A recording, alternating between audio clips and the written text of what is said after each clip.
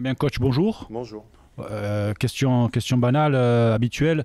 Votre groupe sera constitué au complet ou bien on aura quelques blessés? On récupère Franck Magri, qui est à nouveau opérationnel avec nous, qui s'est entraîné normalement. Après, on a toujours Maguette qui est blessé, qui est toujours en phase de reprise. Il a très peu fait de séances avec nous sur l'aspect collectif. Et Johan qui a repris la semaine, mais qui n'est toujours pas prêt, puisqu'il a encore une douleur à la cheville. Vos recrues sont-elles au rendez-vous ou pas? Camara est arrivé que mercredi, donc voilà, il n'est pas dans le groupe, mais c'est tout à fait normal. Et ici à Dramé, ça fait que 10 jours qu'il a repris l'entraînement. Il a passé la semaine avec nous, il avait fait 2-3 jours juste avant de s'en arriver. Ça fait un moment qu'il n'a pas joué, donc voilà.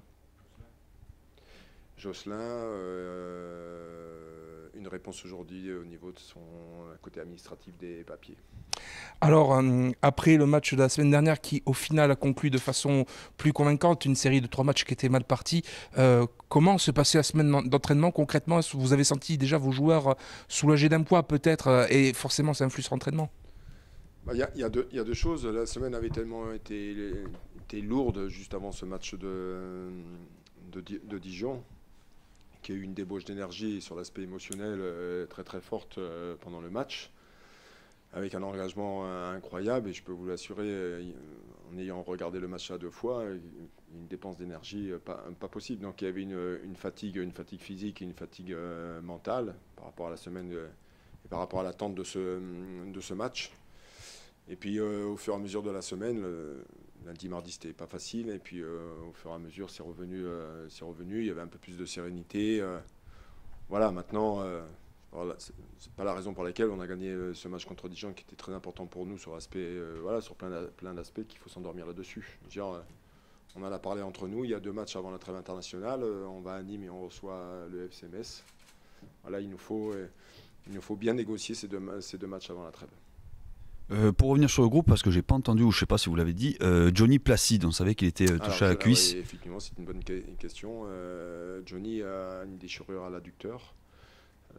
L'IRM a confirmé un peu ça, de grade 2, donc entre 15 jours et 3 semaines. Pour revenir du coup au match, sur la préparation, c'est toujours quand même plus agréable de sortir un petit peu de cette pression qui se faisait sentir depuis quelques matchs avant d'aller à Nîmes. Oui, alors oui, d'avoir un petit peu plus de sérénité pour le travail et dans les discussions des uns et des autres. Après, on avait passé tellement de temps dans la semaine à 3 matchs, que je pense qu'il fallait un peu aussi couper avec les uns et les autres. Je trouve qu'on a fait une semaine intéressante sur l'aspect athlétique. J'avais une crainte sur une forme de fatigue. Puis ils ont quand même relativement bien répondu présent sur ce qu'on a présenté. Donc voilà, on va jouer une équipe de Nîmes aussi qui a besoin de points, qui sortent de 2 défaites à l'extérieur. Leur résultat, ça a été positif à la maison contre Rodez et contre Laval. Donc voilà, un match important pour les 2 équipes. Vous avez réussi ce match contre Dijon, et Dijon qui était une équipe quand même qui était sur le podium, avec un dispositif différent. Est-ce que cela remet en cause certaines de vos schémas de jeu que vous aviez préparés pour le début de saison? On a bien vu que ce n'était pas le même match que contre Niort ou que contre Grenoble. Je ne partage pas, l'organisation était la même. On a joué à 3 derrière ou à 5 avec un 10 et 2 attaquants. Après, ce qui est ressorti de ce match, si on fait des comparaisons par rapport aux autres, en fait, le collectif a eu beaucoup plus de volume que contre Niort et Laval. Mais du volume sur les courses, du volume sur l'aspect défensif et du volume dans l'impact. C'était beaucoup plus important contre Grenoble et Niort. On a eu une grande partie de la possession. Là, il fallait une forme de patience, une forme d'agressivité maîtrisée, même si parfois elle a été excessive, je le reconnais, mais toujours dans le sens du jeu. Donc vous, sur l'aspect visuel, vous avez senti que c'était différent, mais sur les principes et dans l'organisation, c'était les mêmes. Mais il y a eu des paramètres qui étaient différents, c'est vrai. Alors on parle de paramètres, il y a eu une joyeuse distribution de cartons jaunes la semaine dernière. On sait qu'il y a déjà 2 joueurs de suspendus pour le prochain match, pas celui contre Nîmes mais celui contre Metz. Vous-même, vous ne pourrez pas être sur le banc. Est-ce que ça va aussi rentrer en ligne de compte dans la gestion de l'effectif, ces joueurs qui aujourd'hui sont à 2 cartons jaunes et sont en sursis, on va dire? Oui, on sait qu'on a 2 défenseurs qui sont suspendus, Joris et Kylian contre le FC Metz. Là, je récupère tout le monde. Donc il y a mon choix de 18 aujourd'hui. Il a fallu faire des choix aussi en projection du match de la semaine prochaine dans le secteur défensif. Donc j'ai fait oui, il y a eu un choix de ma part de prix où je considère que ce joueur-là a besoin de travailler pour être opérationnel si je dois l'aligner contre le FC Metz. Donc il y a toute une réflexion autour de ça. On a aussi 3 joueurs qui sont sous un carton de suspension. Ça veut dire que s'ils en prennent un à Nîmes, ils sont suspendus à Annecy après la trêve internationale. Donc effectivement, on prend un peu de carton en ce moment. Il va falloir maîtriser.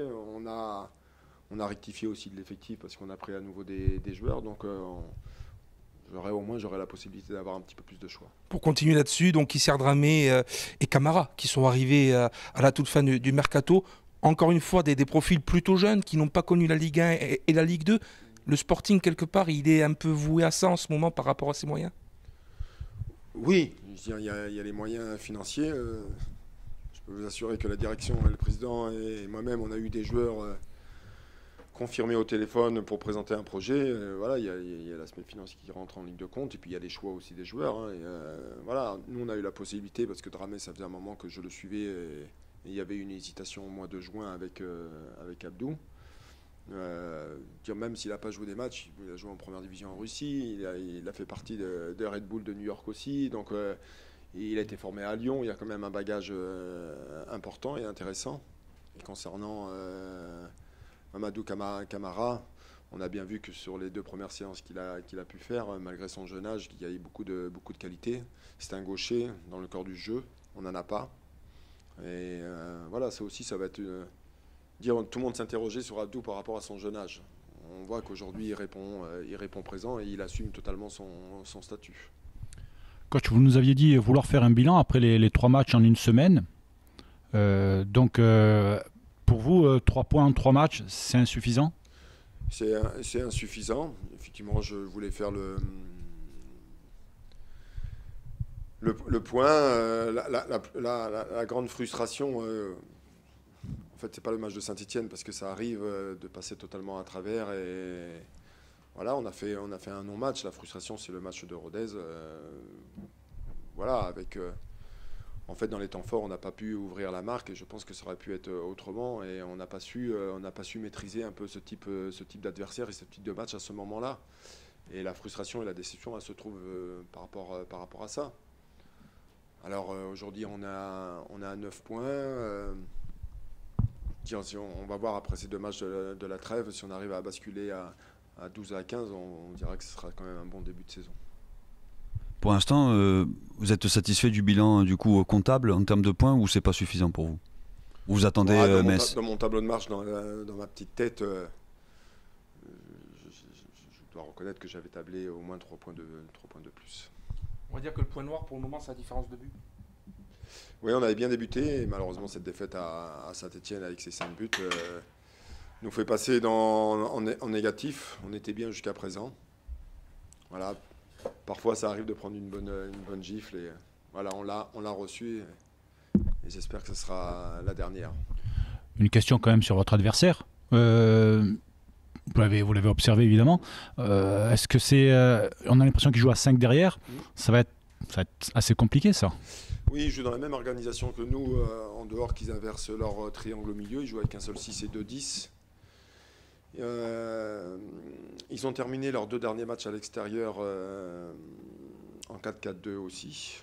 On a constaté ça sur la dernière demi-heure. Alors c'était une volonté sûrement de leur part parce qu'ils étaient menés au score à chaque fois. On sait qu'il y a des incertitudes au niveau de certains joueurs. Il y a les petits bobos là-bas et puis il y a les inondations. Ils n'ont pas pu s'entraîner sur leur centre d'entraînement. Donc on attend un peu des infos de leur côté, mais ils ont débuté leur saison à 5 derrière. Voilà, on sait que ça ne va pas être simple. Encore une fois, ça va être un match qui va jouer sur des petits détails aussi. Ils sont dans l'obligation d'un résultat. Je connais très bien le contexte des Costières aussi. j'ai appris que les supporters revenaient aussi au stade. Donc voilà, un match intéressant et important pour les deux équipes. Merci. C'est bon ? Merci.